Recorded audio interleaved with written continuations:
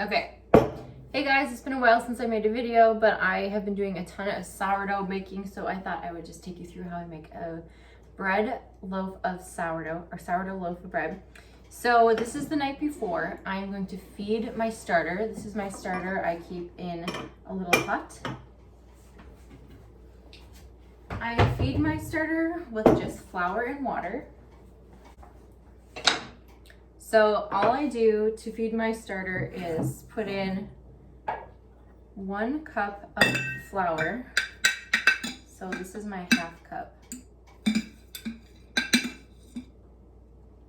I just do half and then, so 1 cup and then 1 cup of water.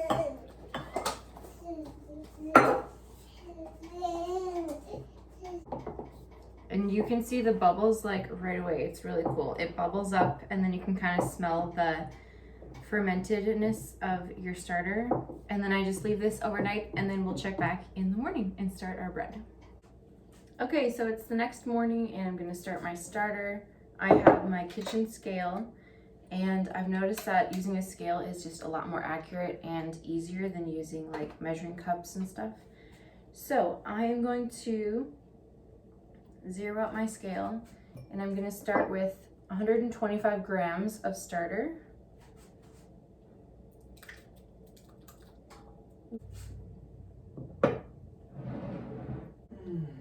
Okay, so 365 grams of water.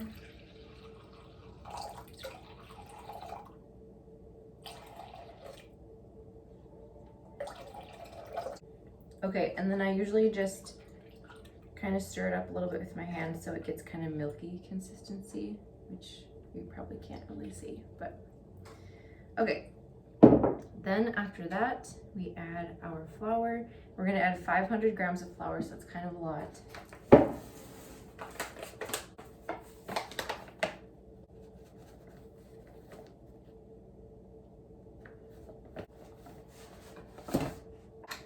Then I remove my scale, and then I'm just gonna mix it together with my fingers just to make sure that it really gets completely mixed in. Sometimes I use my hand blender and kneading hook, but I've noticed I think this works pretty good. If I'm not in a hurry, then I'll take the time to do this.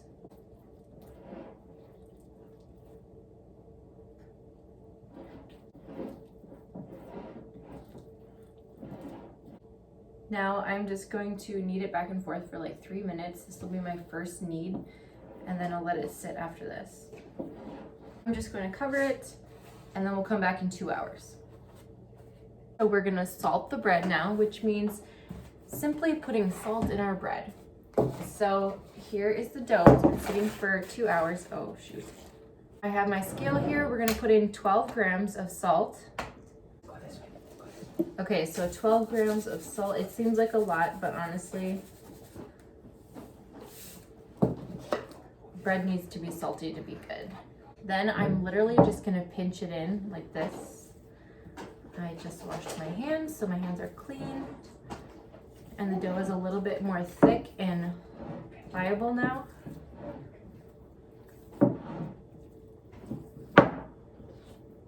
And then I'm just gonna do my kneading again for 3 minutes. So my time is up.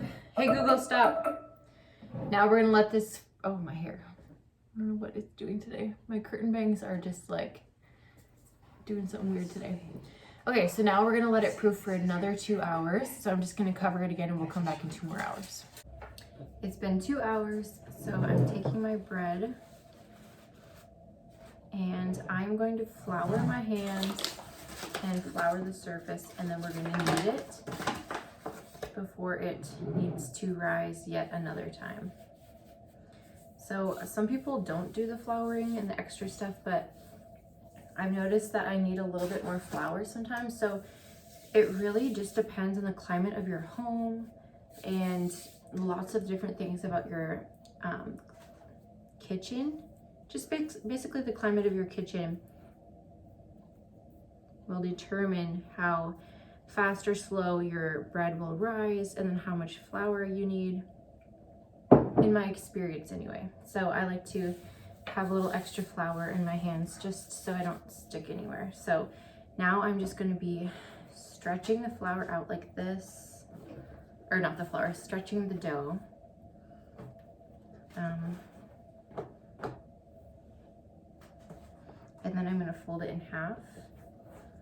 And then I'm gonna fold it in half again. And then I'm gonna roll it up like this.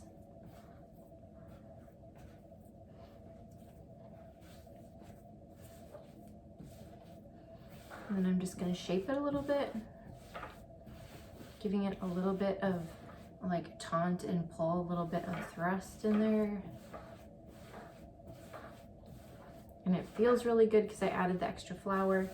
And now I'm gonna take my proofing bowl and I'm just going to flour it a ton, especially on the sides, because I'm gonna proof it in here and I don't want it to stick because I'm still going to knead it one more time.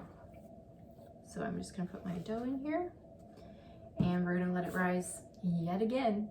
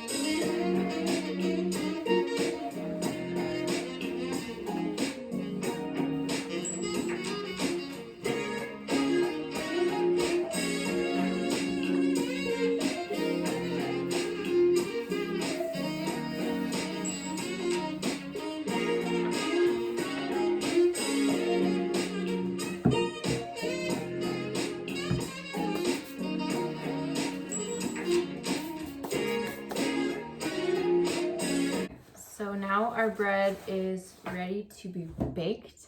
I'm gonna put it out on some parchment paper, then we can cut into it our design. Then we will throw it in the preheated Dutch oven, which is already in the oven at 400 degrees.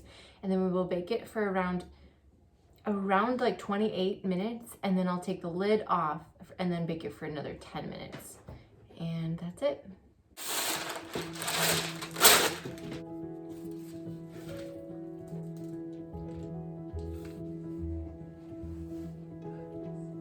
Yeah, he's fine.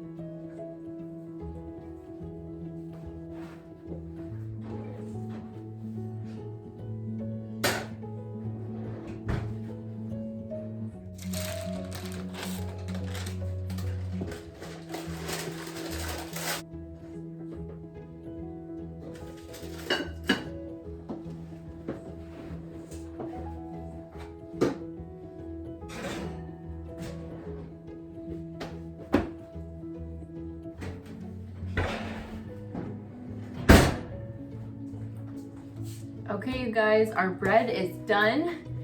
The sun is setting. Obviously, it took me all day, but that's the beauty of sourdough. It's like it takes time. And look how beautiful this is. I don't like my loaves to be too well done because I don't like how the crunch will sometimes like hurt the roof of your mouth. So check out this beautiful loaf. Oh my gosh.